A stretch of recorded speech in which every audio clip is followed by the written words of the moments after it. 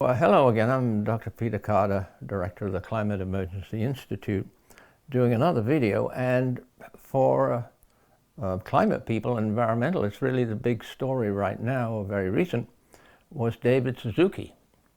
So David Suzuki was interviewed. In the interview, he stated, "It is too late. We have lost the fight against climate change." So that certainly stimulated me to think and re-research very deeply.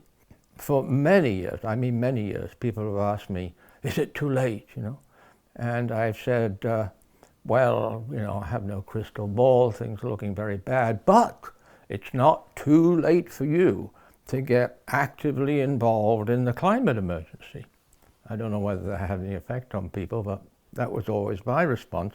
So this is what he said. The article, the editor of the article included in the introduction that David Suzuki was still working hard, solidly on the climate change issue, that he hadn't let off. Well, my conclusion is he's right. He is right. It is too late and we have lost the fight against climate change, although I would say we have lost the fight against the fossil fuel industry, the big banking corporations, and their climate denial campaign, which has been going on constantly since 1989. So that's the fight that I see that we have lost. To me, Suzuki is telling what I've called for some years the terrible truth. He's telling the truth. And he's telling the truth that others have not and still do not. So maybe that's why it came as a big surprise perhaps to many that he would say this. I should point out that I also researched David's life, and absolutely amazing, absolutely incredible. I've always thought and said that if humanity united, focused on the climate change emergency, the global planetary climate change emergency, and united on nature, we might do it. It might not be too late. But we most certainly are not doing that, and we certainly have no plans whatsoever to do that. In which case, really, there's no response to the climate emergency on a government global basis. Individually and with NGOs, that's very different. So, to David Suzuki's points. So, he says that primarily he's made this decision that we've lost the fight because of the science of planetary boundaries. Now, that really is a brilliant project, an approach which David Suzuki referred to Johan Rockström, who's led the team that has been doing these planetary boundaries and redoing it every couple of years, and the first one was in 2009.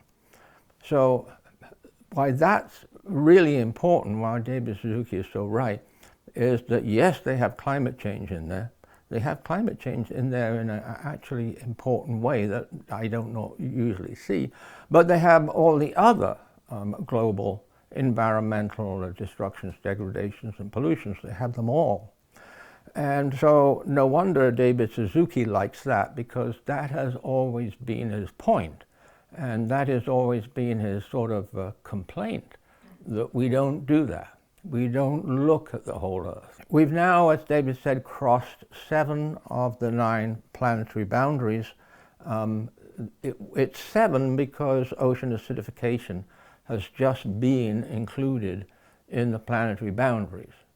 And what I was really pleased to see on planetary boundaries that I seldom see is that in addition to atmospheric CO2 concentration, they had radiative heat forcing. And that's the total amount of heat that we've added, built up in the climate system. And that boundary is huge. That boundary is as high as any of the other boundaries go. So they've really got that right. And that is, I'm afraid, a big reason why David Suzuki is right. Atmospheric CO2 concentration, yeah, he mentions, it's record high. Atmospheric CO2 concentration is accelerating. It's been accelerating ever since the first monitoring in 1959, and it's actually accelerating faster today than it ever has before. Move on. So we're stuck with today's atmospheric CO2. We're stuck with today's radiative forcing, and that means we're stuck with a very, very much higher global surface heating and climate disruption. So, of course, then there's CO2 emissions. I mean, CO2 concentration in the atmosphere alone is the key. You don't need to know anything else because it's 2/3 of the global heating and all of the ocean acidification. CO2 emissions were, again, record high last year. It increased last year 1%. 1% is huge. The amount of billion tons that we're putting in the atmosphere every year, you add 1.1%, it's a lot. And the greenhouse gas emissions are exactly the same. So the total greenhouse gas emissions are the same. And the total greenhouse gases, obviously, is much higher than CO2 alone. So by that alone, we're losing or have lost the fight. David also mentioned Trump. And what he said was, when Trump was elected, he said that was a dagger in my heart, because that was a win for modern corporate capitalism and for neoliberalism. And David Suzuki, all of his career, has been teaching that what is wrong, the single original root cause of why all this is happening to our planet, is the economics, is our economics. But the latest thing that I discovered, and I only discovered it today, we know that coal is back in the United States. Trump made that very, very clear. And of course there are a huge number of abandoned coal mines in the States because the coal has been switched to natural gas. That's why. The United States is the world's leader in natural gas production and also the leader in oil production.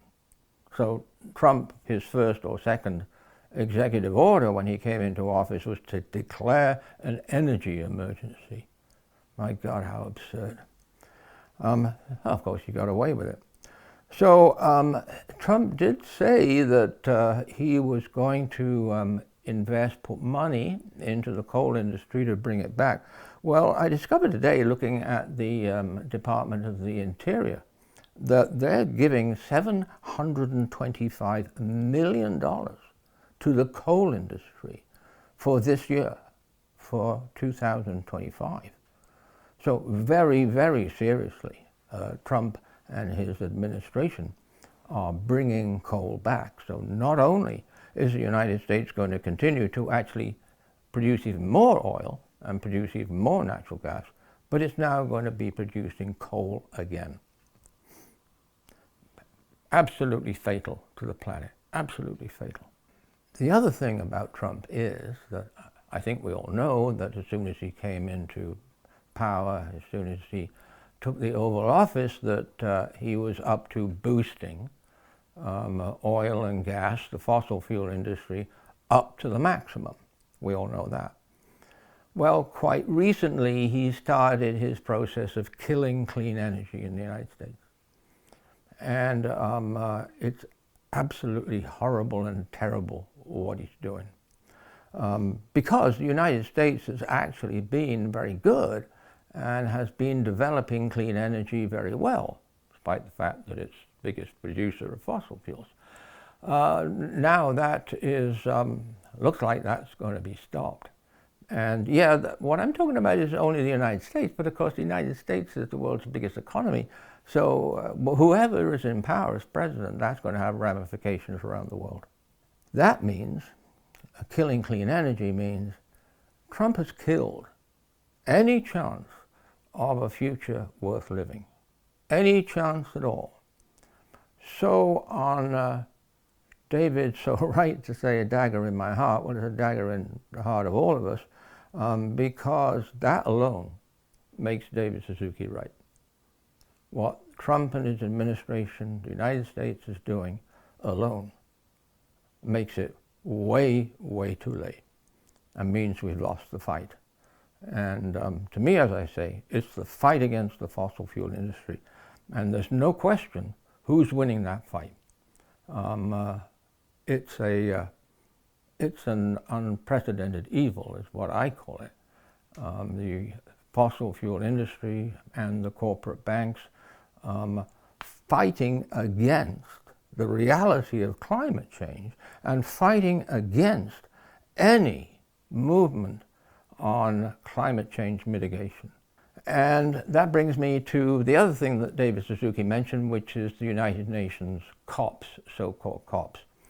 That's called the Conference of the Parties. It's an annual conference. It's under the 1992 United Nations Climate Change Convention. And David's pretty mild on this one. He said, and we haven't capped emissions. Well, it's actually a lot worse than that, because ever since we've been having these COPs for the past 30 years, of course, emissions have been increasing. And not only that, the cumulative CO2 emissions, which builds up in the atmosphere, that has been increasing at a hugely accelerating rate. So the fact about the COPs, which I've tried to communicate, is that they were and are set up to fail. The COPs have failed, and they failed because they were set up in an absolutely extraordinary way. They were set up by a voting system unique to the United Nations, or probably anywhere else, in which they interpreted consensus, coming to this consensus about making a decision, as unanimity. In effect, this gives a veto to even just a couple of the big oil-producing countries which just want to produce more and more and more oil. All of this is insane. You know, the more I look at this, the more I think we're living in the asylum. We're living in a global asylum, a crazy, insane asylum. Then David Suzuki makes his big point that we are entrenched in a perverse economic, legal, and political system. So these systems that we live under, that are being created, so-called developed, they control everything. They control everything more and more and more. So this is a big point that he stressed in the interview, and as I say, he's been saying this all his professional life. He said, well, maybe all that we can do is to continue with incremental changes, and we haven't even been successful on incremental changes. So then he says, but you know, we really don't need that. What we need is a revolution. And that's right too. And he posits, is it possible to have a peaceful global revolution? Well, hopefully it can be. So I'm now going to the science in some detail which supports David Suzuki's conclusion. Very, very important, really groundbreaking report was released in this year, earlier this year in January. It's called Planetary Solvency. And interestingly, it says finding our balance with nature. So that fits in with David Suzuki for sure. The different thing about this is that it used risk assessment experts, and they're called actuaries. So what happened here was that in the UK, the Society of Actuaries got together with a climate change department in the University of Exeter, and they produced this absolutely excellent report, which really, really nailed everything. I'm going to give you a few quotes from that. Here's one. Widely used, but deeply flawed, assessments of the economic impact of climate change show a negligible impact on GDP. They're referring at least there to the IPCC, because the IPCC has always stated that mitigation of climate change is a cost, and obviously it's a massive, massive profit benefit. And they say that that's rendering policymakers blind to the immense risk of current policy trajectories that the whole world is in. And so the report says, our dominant economic model doesn't recognize a dependence on the Earth system, a dependence, total dependence on the Earth system, viewing climate and nature risks as what they call externalities. So the economists call these externalities, which means they ignore them. They're out there. We don't have to assess or do anything about them at all. So fundamentally, we have an economics of evil, because not only does our economics not take in nature, our economics, our economics is based on the progressively, increasingly ruthless exploitation of nature. So it is an evil within our civilization and societies. And so we've come to this. And so we come to, it's too late on climate change. And quoting again from this excellent risk report, climate change risk assessment uses methodologies that understate the economic impact as well, as they often exclude many of the most severe risks that are expected. And they do not realize, or they do not recognize, that these are a risk of ruin. So these are the experts on risk assessment. And they say they are precisely wrong. So this planetary solvency report by the actuaries, they estimate a risk at 2 degrees C, which we are definitely going to hit, for sure, of over 2 billion lives. That's 2 billion lives and more on the line. And that actually fits with the last IPCC assessment that said that there were over 2.3 billion lives in the world that were highly vulnerable to global climate change. A little bit more information on the latest data on atmospheric CO2, which, as I say, you just take atmospheric CO2, that's a whole assessment, actually.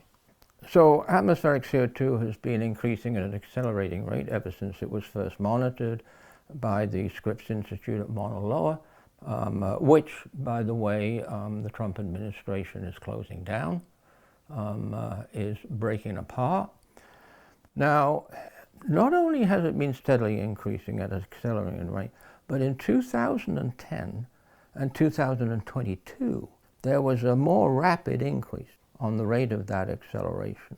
So yes, atmospheric CO2 totally proves that we are too late on climate change. We're not too late for doing everything we possibly can, individually and collectively. But the science tells us, as Suzuki says, it's too late on climate change. Atmospheric CO2 has been increased. It's not just climate change, it's climate changed, right? We're doing it. Our economics is doing it. It's been increased 50%. So anyway, accelerating global climate has changed rapidly, and it is rapidly increasing disasters all around the world. That is so obvious. And already catastrophic impacts. There now are impacts caused by climate change that are irreversible on land and in the oceans. The certainty of these disastrous and catastrophic effects is very definite from atmospheric CO2, as I pointed out. But the Global Carbon Project just last year did an assessment on methane and did an assessment on nitrous oxide. And guess what? They are aligning with the very worst case scenario.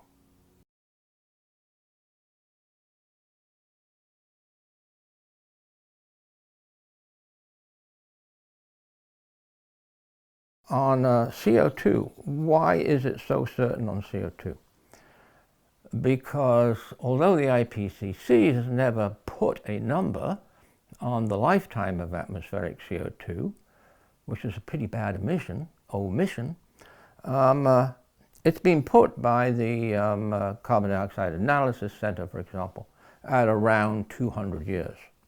So it is inevitable that adding CO2 to the atmosphere is going to increase its concentration, increase global heating, and increase global climate disruption. And we cannot remove CO2.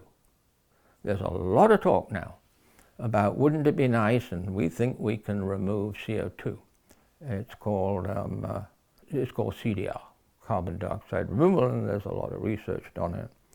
Well, we have zero capacity for that today. And there's no plans afoot to develop a capacity. I mean, the fossil fuel industry, of course, is touting it. And as I say, it's going to take decades to develop. So and that means all the world's children today, all future generations are stuck with this amount of carbon dioxide in the atmosphere, which is continually increasing at an accelerating rate. There's a lot of nice ideas, and I agree that they should be looked into for removing CO2, but we have to remove vast amounts of CO2 from the atmosphere. So another certainty that makes David Suzuki right is, as has been recognized, and I've just read out, government's general inaction on mitigation, but it's far worse than that, because governments are rushing to permit more bigger, greater, worse fossil fuel extraction projects, and they are still subsidizing the fossil fuel industry. Not only that, they're subsidizing the fossil fuel industry in massive amounts, and it's increasing. The IMF a few years ago found it was $5 trillion a year, if you include the externality. But that produces great harm and great costs to us, $5 trillion a year. So they repeated that 2 years ago. It's now $7 trillion a year. So that makes David Suzuki right. If our governments are subsidizing the fossil fuel industry, the cause of all this that we know we have to phase out, stop, close down, it's too late. Because we haven't changed them, and because revolution's a great idea, peaceful revolution, but that's not going to happen anytime soon, is it? On the evil of the externalities, you know, this was the theme of the big UK Stern Commission report of 2006. So nothing new about this. Stern explained over and over, this is the greatest, most far-reaching market failure ever. That's climate change. And it's due to us not costing and considering the externalities. So we've known that a long time. Or our governments have known that a long time, and they're doing the opposite. So it's certain, because we have accelerating global surface heating. Global warming is accelerating. And even more importantly, ocean heating is accelerating. Now, a very useful thing that the NOAA, that great American institution that Trump is going to break apart, the NOAA every year does what I find is the very best single scientific assessment on climate change. It's very simple. They do what they call their greenhouse gas index.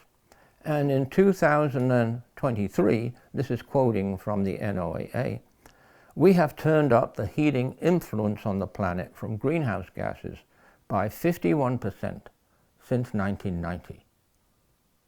We've increased the heat in the system, which we and everyone in all of life is going to experience, 51% since 1990. That's completely insane. Atmospheric greenhouse gas concentrations, they also get every year. I find that very useful because that's so important, not just CO2. And that's expressed in what's called CO2 equivalent. And in 2023, that was 534 CO2 equivalents. That is an increase of 75% since 1900, like CO2. The certainty of being too late is because of the accelerating global warming, ocean heating, and frankly, everything else, all of the indicators. There is, and NASA has an article in which NASA says there is unequivocal evidence that Earth is warming at an unprecedented rate. There's nothing new about this.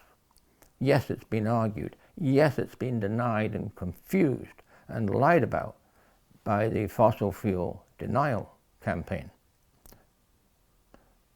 In fact, going by the IPCC assessment, which of course I do in some detail, 2023 and 2024, those huge, totally unexpected, totally unanticipated increases in global warming, they were actually on the worst case scenario. They were on the very worst case scenario. Too late? Yes, that's certainly evidence. The other evidence from global warming comes from an excellent scientific project which basically has all the scientific centers and leading scientists under it now. That's by Piers Forster from Leeds University in England. And they're now doing an update every year because the IPCC assessments only come out every 5 years. And as I say, they've got huge amounts of useful information, but you can't rely on everything that's in there or that is not in there. And so for the past 2 years, that assessment of global climate change indicators has stated that global temperature increase is increasing at an unprecedented rate on our records. A record, unprecedented rate. So there's another big, tragic, sad reason that I'm sure David Suzuki is aware of. And that is the failure of response. I mean, look at all this data that I've gone through. You know, there's about 12 so-called climate indicators that I follow and now this team follows. And they're all record high. Every year they're record high. And they're all increasing as fast and some faster than ever. There's been no response to this, none. The governments, as I say, are doing an opposite response. They're subsidizing the fossil fuel industry. But there's been no response from the scientific community either. They really have not said anything about this. The reason they give, which I think is a poor excuse, is that they say science doesn't give value judgments. Well, they're wrong because their modeling inevitably involves value judgments. And that is from the IPCC years ago. So we have a failure of response. And public, is there a public response? Are people still, you know, marching down the streets as they were 10 years ago or so? No. The protest is sadly mainly a few young people, teenagers in their early 20s, and they're now burnt out and they now have to give up because the governments crack down on climate change protest severely. They criminalize these protesters who are protesting in order to have some kind of a future. The governments are horrible, terrible. So as James Hansen and his colleagues in 2 papers, and a lot of colleagues, has said, it is too late for 1.5 degrees C. That means it's too late, because one of the best IPCC reports was their special report in 2018, which was called the 1.5 degrees C report, and it was very clear that 1.5 degrees C was globally disastrous and that 2 degrees C was unthinkable, globally catastrophic. We can't wait and watch the planet and monitor the planet as it goes down. The IPCC sixth assessment said that global emissions had to be in decline by 2025 at the latest. 2025 at the latest. This year, it's too late, right? That the IPCC said 2025 for 1.5 degrees C, also for 2 degrees C.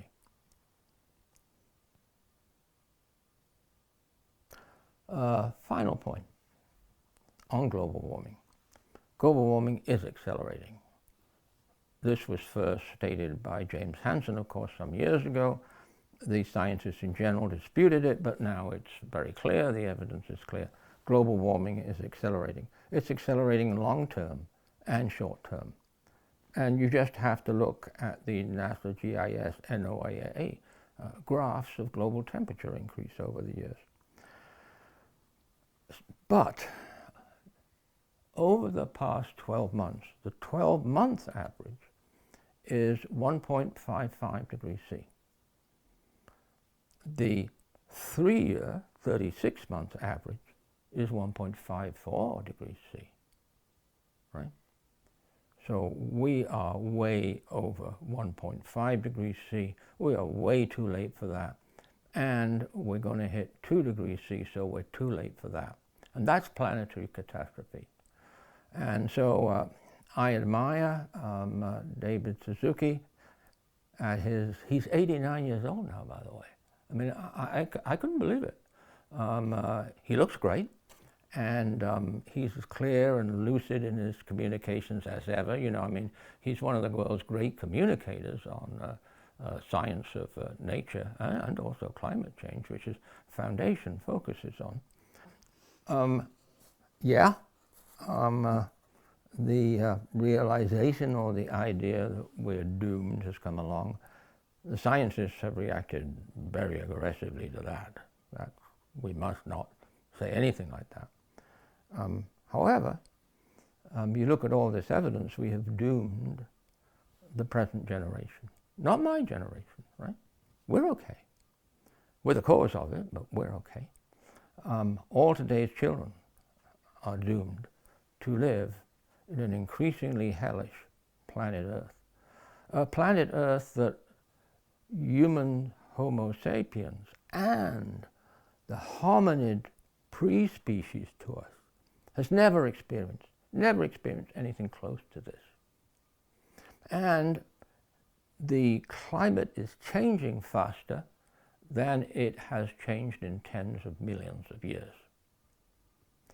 So that's how much too late this is. And so my final point is,